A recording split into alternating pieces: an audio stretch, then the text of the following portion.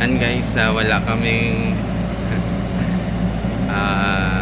axe. Kaya ang ginawa namin pang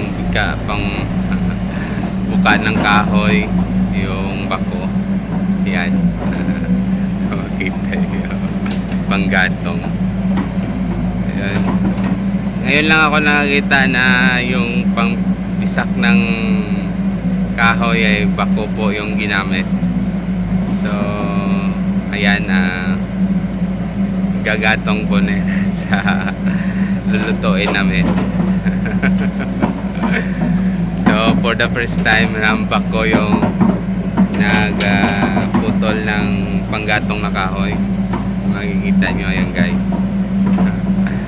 Hindi ko alam kung ano nangyari, bakit yan ang naisip niya. So, ayan guys, kung di ka pa nakasubscribe na aking YouTube channel, please subscribe my YouTube channel.